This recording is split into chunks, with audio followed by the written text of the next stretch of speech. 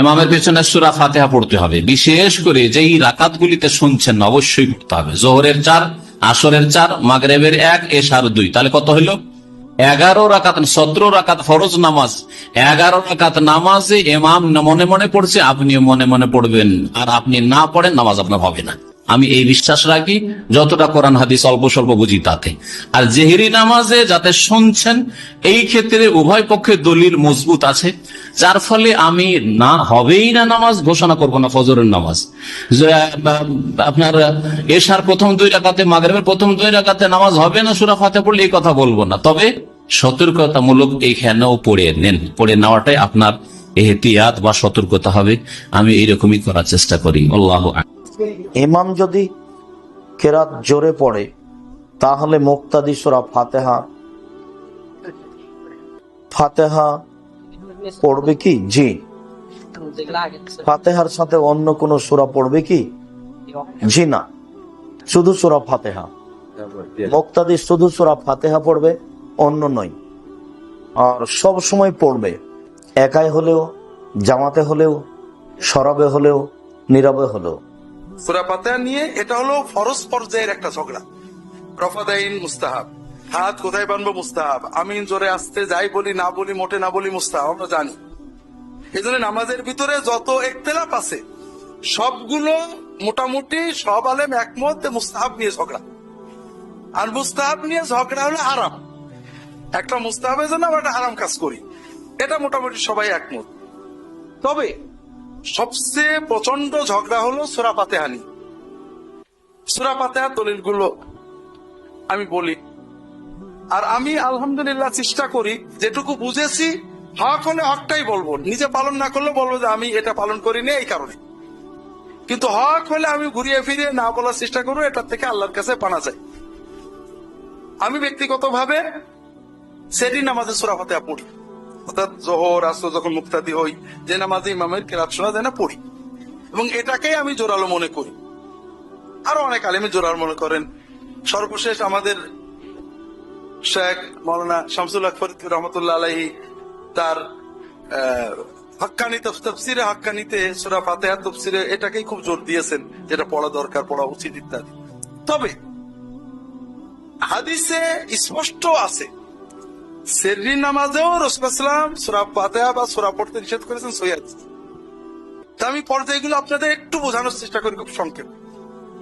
যারা সূরা ফাতিহা পড়তে বলেন না বলেন, কিছু আম দলিল নেন, যেটা সাধারণ কথা। যেমন যারা পড়তে বলেন তারা বলেন লা সালাতা ইল্লা বিফাতিহাতিল কিতাব, ফাতিহা ছাড়া নামাজ হবে না। কিন্তু ফাতিহা ছাড়া নামাজ হবে না মানে ইমামের পিছনে মুক্তাদিরও ফাতিহা লাগবে, সরাসরি বোঝা যায় না।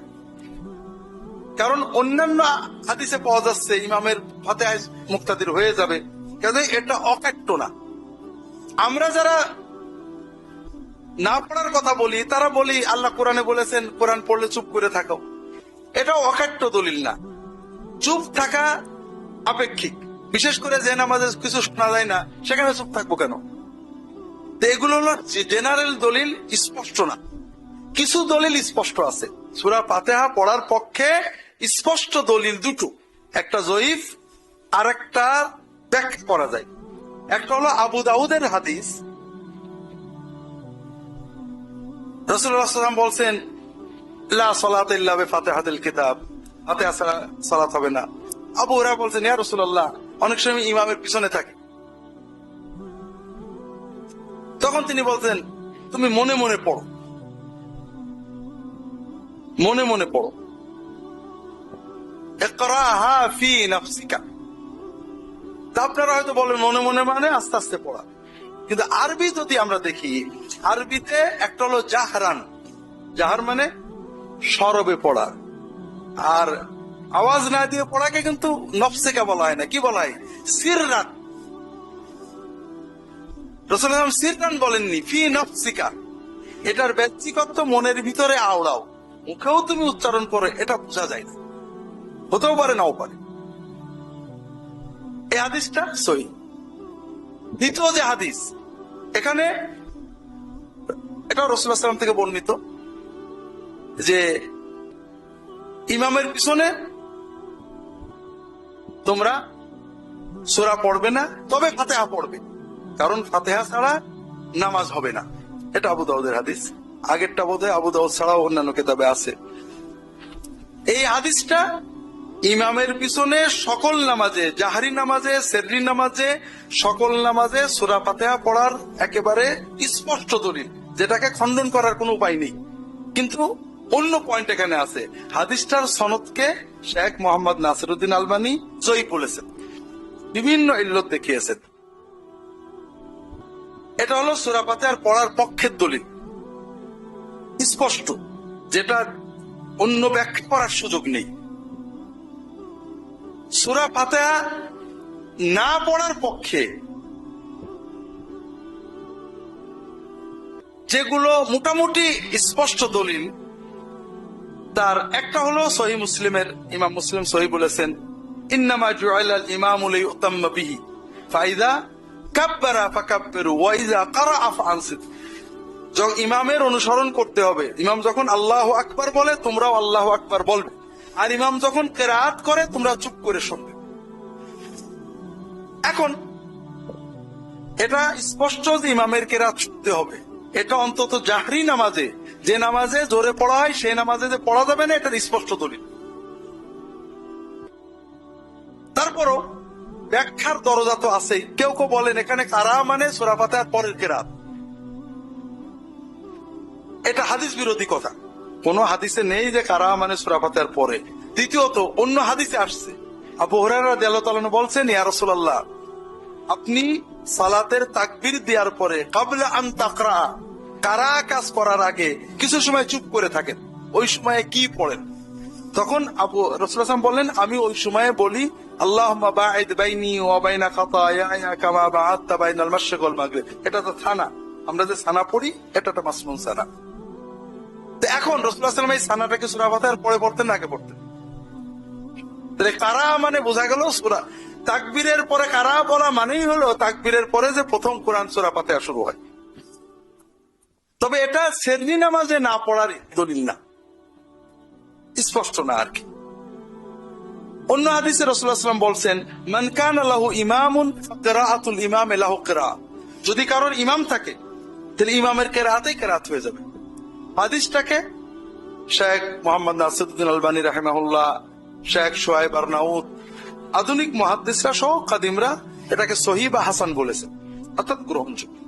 ইমামের কিরাআতে মুক্তাদির কিরাআত হয়ে যাবে, এটাতে বোঝা গেল ইমামের কিরাআতে মুক্তাদির কিরাআত হয়ে যাবে।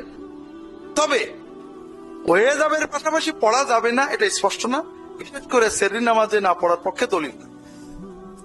অন্য হাদিসে আসছে, শেখ আলবানী এটা এনেছেন বিভিন্ন সনদে, এটা সহিহ মুসলিম সহ অন্যান্য কিতাবে আছে, যে রাসূলুল্লাহ সাল্লাল্লাহু আলাইহি ওয়াসাল্লাম ফজরের নামাজ পড়লেন, পড়ে বললেন, তোমরা কি আমার পিছনে নামাজ পড়েছো, কোরআন পড়েছো? হ্যাঁ। বলে এই জন্য আমি বুঝলাম আমার সাথে কারা ঝগড়া করছে, আর পড়বে না। সাহাবী বলছেন, তখন থেকে ইমামের পিছনে জাহরি নামাজে কিরাত পড়া সবাই বন্ধ করে দেয়, সূরা ফাতিহা সহ। এটা জাহরি নামাজে না পড়ার খুব স্পষ্ট দলিল। এই জন্য শেখ মোহাম্মদ নাসিরউদ্দিন আলবানু তিনি বলছেন, জাহরি নামাজে ইমামের পিছনে কিরাত পড়ার অনুমতি মানসুখ হয়ে গিয়েছে এই হাদিস, সহিহ হাদিস দ্বারা। এগুলো সব বোঝা গেল যে জাহরি নামাজে কিরাত পড়া মানসুখ, এগুলো বেশ স্পষ্ট দলিল। এই দলিলগুলোকে ঘুরিয়ে ফিরিয়ে অস্বীকার করা কঠিন। আর জাহরি নামাজে পড়তে হবে এর পক্ষে কোনো দলিল নেই, তবে সেররি নামাজে পড়তে হবে এটার পক্ষে দলিল আছে। হযরত জাবের ইবনে আব্দুল্লাহ রাদিয়াল্লাহু তাআলা আনহু বলছেন যে আমরা জোহরের নামাজে এবং যে নামাজের শেষে রাসূলুল্লাহ সাল্লাল্লাহু আলাইহি ওয়াসাল্লাম আস্তে কিরাত পড়তেন, জোহর, আসর এবং অন্যান্য নামাজের শেষে আমরা সূরা ফাতিহা সূরা পড়তাম। এটা বোঝা গেল সেররি নামাজে অর্থাৎ নীরব নামাজে সূরা ফাতিহা পড়াটা নিয়ম, জাহরি নামাজে পড়বে না। এই পর্যন্ত আমরা আসলাম, কিন্তু এরপরও হাদিস আছে।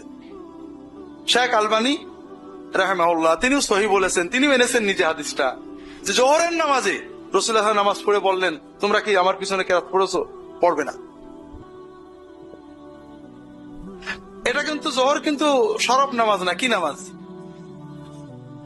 নীরব নামাজ। তাহলে এখানেও আমরা দেখছি নীরব নামাজেও নবীজি সাল্লাল্লাহু আলাইহি ওয়াসাল্লাম সূরা পড়তে আপত্তি করলেন। তাহলে আমরা যেভাবে ঢালাও ভাবে বলি যে নামাজ হয় না, হবে না, হেন তেন, এগুলো আসলে ঠিক হচ্ছে না। আমরা সবগুলো হাদিস দেখি, সবগুলো হাদিসের আলোকে আমরা মত দিই। এই সবগুলো হাদিসের আলোকে আমার কাছে যেটা জোরালো মনে হয়, ইমামের পিছনে সূরা ফাতিহা না পড়লেও নামাজ হবে, কোন সূরা না পড়লেও নামাজ হবে, কারণ ইমামের কেরাতে মুক্তাদির কেরাত হয়ে যাবে। তবে সেররি নামাজে অন্য কাউকে ডিস্টার্ব না করে যদি পড়া হয়, সাহাবীদের থেকে যে সহিহ হাদিস আছে এবং কারোর ডিস্টার্ব হচ্ছে না, এটা পড়া যেতে পারে ভালো। আমরা আমাদের কল্পটা কেরাতে ব্যস্ত থাকলো, এটাকে নাজেজ বলাটাও উচিত না। বিশেষ করে কেউ যদি ভালো করে আল্লামা শামসুল হক ফরিদপুরীর হানাফি মাযহাবের বহসটা দেখেন, দেখবেন যে এটা হানাফি মাযহাবে সেররি নামাজেও কেরাতকে হারাম বলা হয়েছে, এই কথাটা ঠিক না। তো এই জন্য আমরা বিষয়টা উভয়ে প্রান্তিকতা ত্যাগ করি। বাস্তবতা হলো যে হাদিসগুলোকে সুন্দর করে মনোযোগ দিয়ে নিরপেক্ষভাবে পড়লে প্রান্তিকতা চলে যায়। জামাতবদ্ধ নামাজের আরো একটা ভুল আছে, সেটা হলো আমাদের দেশে, বিশেষ করে আমাদের দেশের বেশিরভাগ মানুষ আমরা হানাফি ফিকহকে অনুসরণ করি, ফিকহে হানাফিকে অনুসরণ করি। ফিকহে হানাফিকে অনুসরণ করার কারণে অনেক ভাই আছেন, ফিকহে হানাফিকে অনুসরণ করা দোষের নয়, তবে ফিকহে হানাফি আমরা অনেক সময় বুঝতেই ভুল করি। ইমাম আবু হানিফা রহমতুল্লাহ আলাইহি যে মাসআলাগুলো বলে গেছেন, তার মাসআলাগুলো থেকে হাজার হাজার মাসআলায় ওনার শাগরেদ ইমাম আবু ইউসুফ, ইমাম মুহাম্মদ, ইমাম জুফর রাহিমাহুল্লাহ ওনারা ব্যতিক্রম করছেন। অর্থাৎ ওনারা ওস্তাদ একরকম বলছেন, ওনারা আরেকটা বলছেন। ওস্তাদ বলছেন এই জিনিসটা এভাবে করতে হবে, এটা হালাল, ওনারা বলছেন না, কোরআন এবং হাদিসের আলোকে, দলিলের আলোকে আমার কাছে মনে হচ্ছে এটা ঠিক, ওস্তাদেরটা না। ওনারা ব্যতিক্রম করছেন, কারণ কারোর অন্ধ অনুসরণ করা যাবে না। হুজুর বলছে দেখেই আমাকে করতে হবে এমন কোনো কথা নেই। হুজুরকে আপনি ফলো করেন, কিন্তু ফলো করতে গিয়া দেখবেন যে হুজুরের কোনো কথা যদি কোরআন এবং হাদিসের খেলাফ মনে হয় আপনার কাছে দলিলের আলোকে, তাহলে সেক্ষেত্রে আপনি কি করবেন? দলিলের অনুসরণ করুন।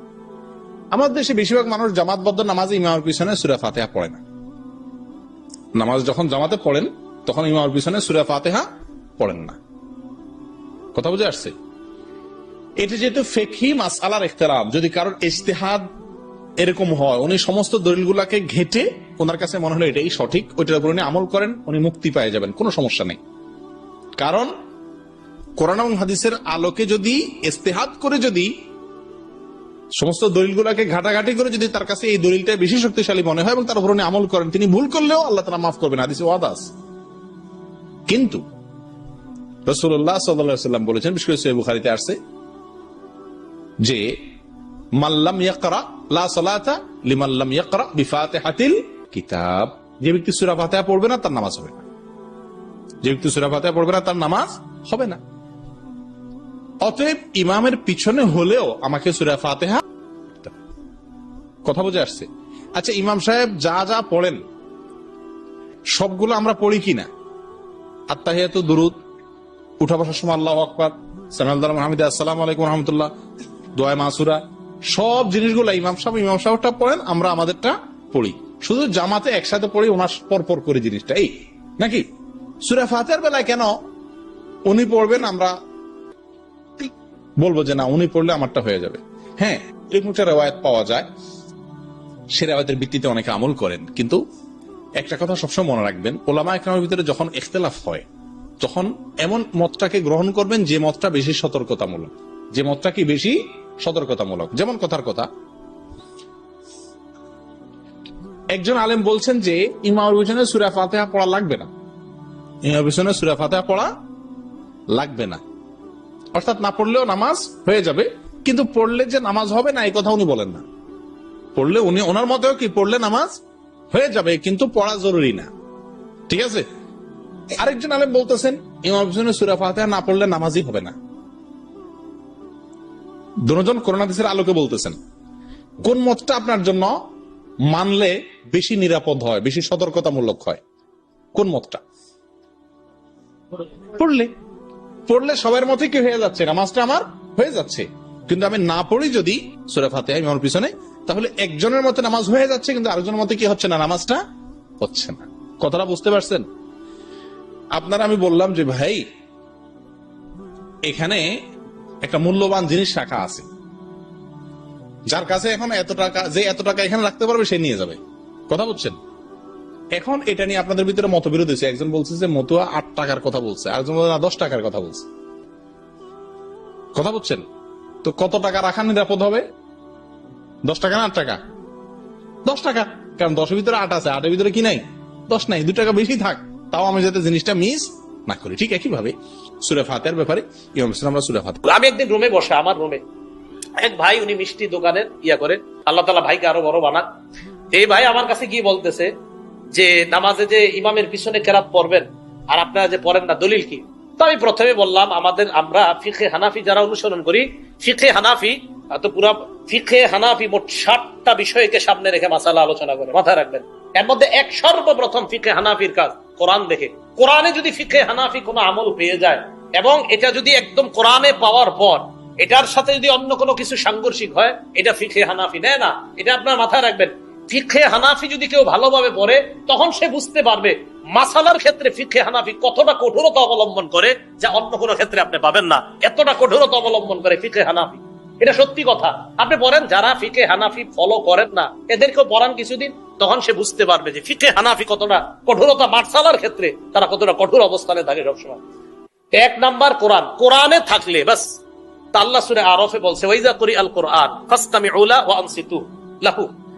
আল্লাহ তাআলা কোরআনে বলছে, যখন কোরআন পড়া হয় তখন তোমরা 1 নাম্বার কাজ হলো কান পেতে শোনো, 2 নাম্বার চুপ থাকা। দুইটা সমন্বয় করলে চুপ থেকে কান পেতে শোনা। আচ্ছা, বুখারী শরীফের 757 নম্বর হাদিসে নবী এক সাহাবাকে বলছে, কোরআনের যে অংশ সহজ সেই অংশ থেকে বড়, তো বড়ে ওই অংশ বড়ে উনি। এখন কোরআন সূরা ফাতিহা, এটা কি কোরআন না কোরআনের বাহিরে? হুজুর জানেন এরকম একটা বই আছে, কিন্তু সূরা ফাতিহা যে কোরআনের বাহিরে, এরকম একটা কিতাব লেখা হয়েছে। সূরা ফাতিহা কোরআনের অংশ না। আমি অবাক হয়ে গেছি, এর চটি একটা বই আছে যেগুলো একজন লেখছে যে সূরা ফাতিহা কোরআনের অংশ না। কেন জানেন? ওই যে আমরা বলি কোরআন পড়া, ফাতিহা মানেও কোরআন, যে আলহামদুলিল্লাহি রাব্বিল আলামিন এটাও কোরআন, এটা পড়ার সময় চুপ থাকতে হবে। এখন চিন্তা করলো এটারে কিভাবে রদ করা যায়। এক ভাই কতটা খেয়ানত করে এক কিতাব লিখে ফেলছে যে সূরা ফাতিহা এটা কোরআনের অংশই না। কেন জানেন? মানে বুঝাইতে চায় যে ফাতিহাটা কোরআনের অংশ না, অতএব ফাতিহার সময় ইমামও পড়বে, তুমিও পড়বা, কারণ ফাতিহা তো কোরআন না, এটার সময় চুপ থাকা লাগবে না, এরকম বুঝাইছে। নাউজুবিল্লাহি মিন যালিক। তো সূরা ফাতিহা এটাও কোরআন। ওয়াইদা কুরিআল কুরআন, যখন কোরআন পড়া হয় কান পেতে শ্রবণ করা। এখন দেখেন, কান পেতে শ্রবণ করা আবার চুপ থাকা, দুইটা হুকুম আল্লাহর। বাস ফিকহে হানাফি কি বলে যে এখন কয়েক হাদিসে আসছে লা সালাতা ইল্লা বিফাতিহাতিল কিতাব, সূরা ফাতিহা ছাড়া নামাজই হবে না। এখন ফিকহে হানাফি দুইটাকে সমন্বয় করে। আচ্ছা, কোরআনে আসছে কোরআন পড়লে চুপ থাকতে হবে, হাদিসে আসছে ফাতিহা ছাড়া নামাজ হবে না। ফিকহে হানাফি এখানে দেখে যে কোরআন পড়লে চুপ থাকা এটা আল্লাহর নির্দেশ। বাস এখানে ফিকহে হানাফি কি বলে যে কোরআন যখন পড়া হবে, এটা যেই পড়বে, ইমাম সাহেব যখন পড়বে, পিছনে যারা থাকবে তারা চুপ থাকতে হবে।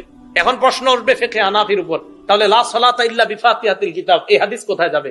এটার ব্যাখ্যা ফিকহে হানাফি এইভাবে দেয় যে লা সালাতা ইল্লা বিফাতিহাতিল কিতাব এটা লিল ইমাম আও লিল মুনফারিদ, এটা হলো ইমামের জন্য। ইমাম যখন কেরাত পড়ে তখন মুক্তাদি পড়া দরকার নাই। আপনারা বলবেন পড়া দরকার নাই কেন? হাদিসে আসছে আবার ইন্নামা জুইলাল ইমাম লিউতাম্মা বিহি, ইমামকে সামনে দাঁড়ায় তার অনুসরণ করার জন্য। আরেক হাদিসে আসছে আল ইমামু যামিন, আমার আপনার সব দায়িত্ব ইমাম সামনে নিয়েই দাঁড়ায়। তো কেরাত পড়ার দায়িত্বটা ইমাম সামনে নিয়ে নিছে, নেওয়ার পরে উনি ওখানে দাঁড়িয়েছে। এই জন্য আরেকটা কথা মনে রাখবেন, দরখাস্ত যদি পেশ করা হয়, আমরা এই মসজিদের সবাই প্রধানমন্ত্রী বরাবর একটা আবেদন পেশ করব, সব মিছিল দিয়ে যাব না, কয়েকজন প্রতিনিধিকে পাঠাবো। বলে না, কয়েকজন প্রতিনিধিরা সবাই যাব। এই জন্য দরখাস্ত পেশ করাটা একসাথে সবাই না করে একজন করাটাই উত্তম। আলহামদুলিল্লাহ, সূরা এটা একটা দরখাস্ত আল্লাহর কাছে পেশ করা। এই দরখাস্ত ইমাম সাহেব পেশ করতেছেন, অন্যরা শুনে শুনে আমিন বলে এটাকে সাপোর্ট দিতেছেন। হা হা হা, ইমাম সাহেব যা বলছে আল্লাহ আপনি কবুল করেন। তাহলে এই বিষয়গুলা ইমাম সাহেব যখন পড়বে আমরা তখন চুপ থাকা, এটা কোরআনের নির্দেশ। তাহলে সূরা ফাতিহা কিভাবে, যে একা একই যখন কেউ পড়বে তার সূরা ফাতিহা ছাড়া নামাজ হবে না, আর ইমাম সাহেব সূরা ফাতিহা পড়তে হবে, উনি না পড়লেও সালাত হবে না, ওয়াজিব তরক হয়ে যাবে। তাহলে ইমামের পিছনে যে পড়া লাগবে না, এটার দলিল আবার কোরআনে। আল্লাহ বলছে যখন কোরআন পড়ে তখন চুপ থাকো, ইমাম যখন পড়বে তোমরা চুপ থাকবা। আর ইমাম পড়লে আমরা যে পড়তে হবে না, আরো অনেক দলিল আছে যে ইমাম সামনে যায় তার অনুসরণ করার জন্য, ইমাম যা বলবে পিছন থেকে শুধু অনুসরণ করব। আরেকটা কি, ইমাম যামিন, আমাদের বিষয়গুলা জিম্মায় নিয়ে উনি সামনে দাঁড়ায়। এই জন্য এই বিষয়গুলা মাথায় রেখে কেরাত খলফাল ইমাম তথা ইমামের পিছনে যে কেরাত পড়া, ফিখে হানাফি এটার সমন্বয় এইভাবে করে যে কেরাত পড়া হলেই চুপ থাকতে হবে। এবার আরেকটা প্রশ্ন দাঁড় করায় যে সূরা আরফের গালেবান 204 নম্বর আয়াত মনে হয়, যে এই আয়াতটা যে নামাজের ক্ষেত্রে, এটার দলিল কি? আল্লাহ একাধিক মুফাসসির, এক দুইজন না অসংখ্য মুফাসসিরদের অভিমত হলো এই আয়াত এটা নামাজের সাথে সম্পৃক্ত। এই আয়াত এটা নামাজের সাথে সম্পৃক্ত। নামাজে যখন তেলাওয়াত করা হবে তখন চুপ থাকা, এটা মানতেই চায় না। ওই যে বললাম, এক ভাই আমার কাছে আসছে, আসার পর কয় জানি তো, মানে কয় জানি তো সূরা আরফের দলিলটা দিবেন আমারে। কয় আমি আচ্ছা, তো সূরা আরফের দলিল দিলে সমস্যা কি? কয় সূরা আরফ কি নামাজের ক্ষেত্রে? আমি কি ইন্না লিল্লাহ, কি বলেন? সূরা আরফ নামাজের ক্ষেত্রে না, এটা কি বলবেন? তাফসিরে তবারির লেখকের নাম জানেন? না বললাম তবারি। কেন বললাম জানেন? তাফসিরে তবারিটা আবার আমাদের দেশের এক শ্রেণীর ভাই খুব ভালোভাবে এটা নেয়। তাফসিরে তবারিটা নেওয়ার অনেক কারণ আছে, আমি জানি কি কারণ। এটা আবার অনেকে নেয়, অনেকে মানে আমাদেরকে, অনেকে যারা সহ্য করে না তারা নেয়। আমি বললাম তাফসিরে তবারির লেখক যিনি, উনিও বলছে এই আয়াতটা ওয়াইদা কুরিয়াল কোরআন এটা নামাজের ক্ষেত্রে। হ্যাঁ, উনিও এই কথা বলছে। হ্যাঁ, উনি তো এই কথা বলছে। এখন উনি মানে উনি এই কথা বলছে, তখন আস্তে ধীরে কেমন জানি বলতে চায়, আরে উনি বললে হবে নাকি, নবীজিরা বলছে এটাই।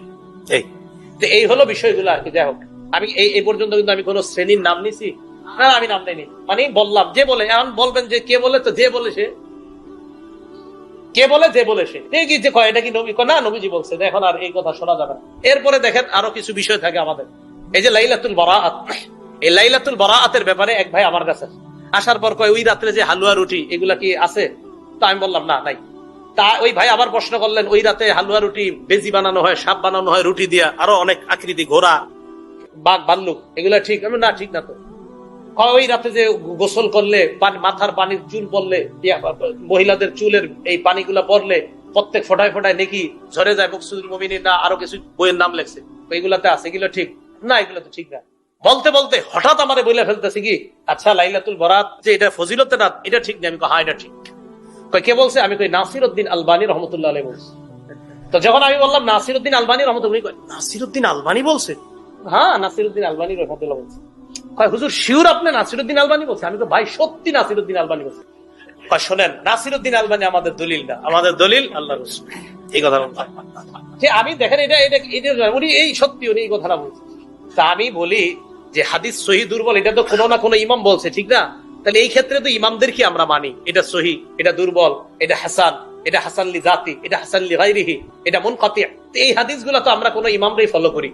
তো আমি বললাম সহিহ বলা, দুর্বল বলার ক্ষেত্রে কি উনি ইমাম ফলো করেন না? হ্যাঁ করি তো, এটা আগে জিজ্ঞেস করে নিছি। তখন আমি বলছিলাম কে, তো সর্বপ্রথম নামটা বলছিল নাসিরউদ্দিন আলবানী রহমতুল্লাহ, আল্লাহ ওনার কবরকে জান্নাতের বাগান বানায় দেন, দোয়া করি আমরা। তো যাই হোক, এই নাসিরউদ্দিন আলবানী রহমতুল্লাহ আলাই, আমি বললাম উনি তো বলছে যে লাইলাতুল বারাআতের ফজিলত সম্পর্কিত হাদিস উনি সহিহ বলছে, হাসানও বলছে, কোনো কোনো জায়গায় দুর্বল কোথাও বলে নাই উনি। তখন বলে কি আচ্ছা উনি এই কথা বলছে? আমি হ্যাঁ উনি তো বলছে এই কথা।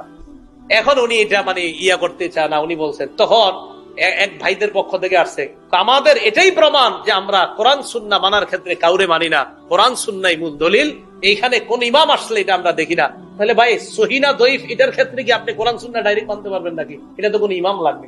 এই জন্য ইমাম লাগবেই, ইমাম ছাড়া চলা এটা সহজ না, এটা আপনি পারবেনও না। এজন্য আপনারা যারা হানাফি ফিকহের বিরোধিতা করেন, যারা অথবা যারা মনে করেন না আমি ইমাম ছাড়া চলবো, আপনি পার্সোনালি শামসুদ্দৌলা আশরাফী সাহেব হুজুরের কাছে একদিন এসে বসেন, উনি আপনার 2-3টা পাল্টা প্রশ্ন করবে। আপনি যখন বলবেন না আমি কোনো ইমাম মানি না, তো উনি 2-3টা প্রশ্ন রাখার পরে আপনি মরার আগেও এই জবাব দিতে পারবেন না, তখন তো আপনি বিপদে পড়বেন। আপনি যখন বলবেন আমি কোনো ইমাম মানি না, তখন তো আপনি বিপদে পড়ে যাবেন। উনি যখন আপনার পাল্টা প্রশ্ন করবে, তাহলে আপনি কি মানেন? তো উনি আপনি বলবেন আমি কোরআন মানি, আর কি মানেন? বলবেন সহিহ হাদিস। উনি আপনার পাল্টা বলবে সহিহ যে হাদিসটা, সহিহটা কে বলছে? মুহাম্মদ রাসূলুল্লাহ সাল্লাল্লাহু আলাইহি ওয়াসাল্লাম বলছে। বলেন না কেন? মুহাম্মদ রাসূলুল্লাহ সাল্লাল্লাহু আলাইহি ওয়াসাল্লাম বলছে, কে বলছে? এই তুই ইমাম মানলে